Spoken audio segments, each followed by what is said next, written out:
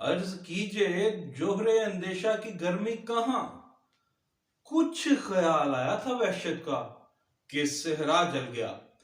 अब से 2 घंटे कबल हमने एक खबर दी थी कि पंजाब असम्बली 23 दिसंबर को यानी आने वाले जुमा के रोज डिसॉल्व नहीं होगी। और इसकी बाबत हुआ यूं कि बड़े मकतबा फिक्र से, खास तौर पे जर्नलिस्ट कम्युनिटी की तरफ से भी, मेरे चंद दोस्तों की तरफ से भी ये बात आई कि आप ये किस तरह कह सकते हैं, हाउ इज इट पॉसिबल, ये इस तरह किस तरह मुमकिन होगा। और चंद मैसेजेस भी आए चंद साफी दोस्तों की तरफ से, चंद दूसरे पॉलिटिकल फिगर्स की जानिब से। मगर अब देख लीजिए कि आपसे कुछ देर पेशतर पंजाब असम्बली सेक्रेटेरिएट में तहरीक अदम एतमाद वज़ीर आला पंजाब के खिलाफ, परवेज इलाही साहब के खिलाफ, पाकिस्तान पीपल्स पार्टी और पाकिस्तान मुस्लिम लीग नून की तरफ से जमा करवा दी गई है। और 100 से ज्यादा अरकान के दस्तखत मौजूद हैं उस पे। और अब ये चीज तो बहियन रोजे रोशन की तरह यहाँ हो गई कि अब ये 23 दिसंबर को यानी आने वाले जुमा को पंजाब असम्बली तहलील तो हो ही नहीं सकती। और फवाद चौधरी साहब और दूसरे लोग ये कह रहे हैं कि ये डिलेइंग टैक्टिस हैं। हो सकता है कि डिलेइंग टैक्टिस हों और 7 दिन बाद अब कॉन्फिडेंस, वोट ऑफ कॉन्फिडेंस लेना होगा वज़ीर आला पंजाब को। मगर शेख रशीद साहब ने एक बड़ी ही अमीक गहरी बात की है। उन्होंने कहा है कि ये कुछ ना कुछ, कहीं ना कहीं तो कोई मिली भगत है कि ये किस तरह मुमकिन है कि वो सेक्रेटरी असम्बली जो बड़ा ही करीबी बाएतमाद साथी है वज़ीर आला पंजाब का, वो रात को तो असम्बली आने वाला ही नहीं, वो किस तरह आ गया। ये बात बिल्कुल से फरामोश नहीं किया जा सकता। और अभी तमाम पाकिस्तान तहरीक इंसाफ और चंद क्रिटिक्स भी यही कहते हुए दिखाई दे रहे हैं कि ये डिलेइंग टैक्टिस हैं।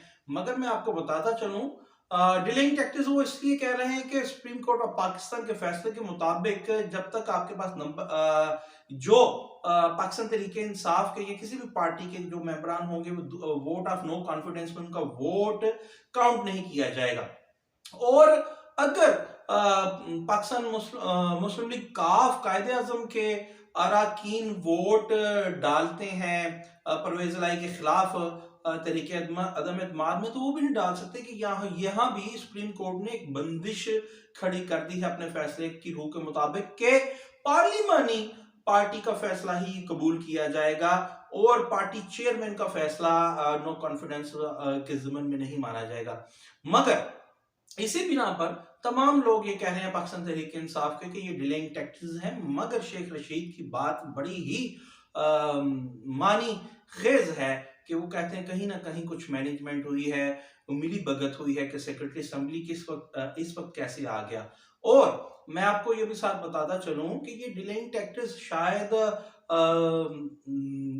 इनकी नजर में तो होंगे, मगर ये डिलेइंग टैक्टिस नहीं है। अगर आपको याद हो तो वज़ीर आला पंजाब जनाब परवेज इलाही ने जो अपनी आंखें माथे पर रख ली, एक दिन बाद ही इमरान खान साहब के साथ बैठ करके जब रेजोल्यूशन का इमरान खान साहब ने ऐलान किया कि उन्होंने कहा जी जनरल बाजवा साहब ने मुझसे गिला किया और जनरल फैज के लिए वो भी कुछ फरमाते रहे, वो कुछ एहसान मंदी के किस्से भी गिनवाते रहे।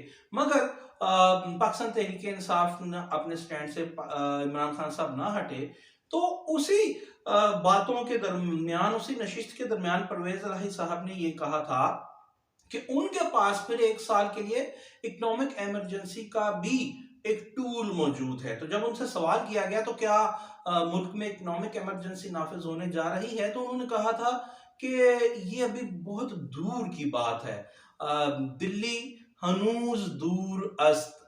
तो ये इकोनॉमिक इमरजेंसी अभी नहीं लगी, अभी तो नो कॉन्फिडेंस मोशन मूव हुआ है। और पाकिस्तान तहरीक इंसाफ के मासूमीन सियासी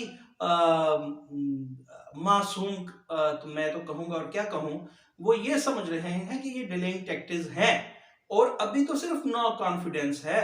और परवेज इलाही साहब तो इस चीज का इजहार कर चुके हैं कि इकोनॉमिक इमरजेंसी भी हो सकता है। और जब उनसे सवाल किया गया तो उन्होंने कहा ये बहुत दूर है। तो अभी देखिए क्या गुजरे है कतरे के गोहर होने तक। اب نو کانفیڈنس موشن کامیاب ہوتا ہے یا ناکام ہوتا ہے یہ اپنی جگہ، مگر 2 گھنٹے قبل ہم نے آپ کو کہا تھا کہ 23 تاریخ کو دسمبر کی اسمبلیاں تحلیل، پنجاب اسمبلی تحلیل نہیں ہوگی، اور وہ نہیں ہو رہی۔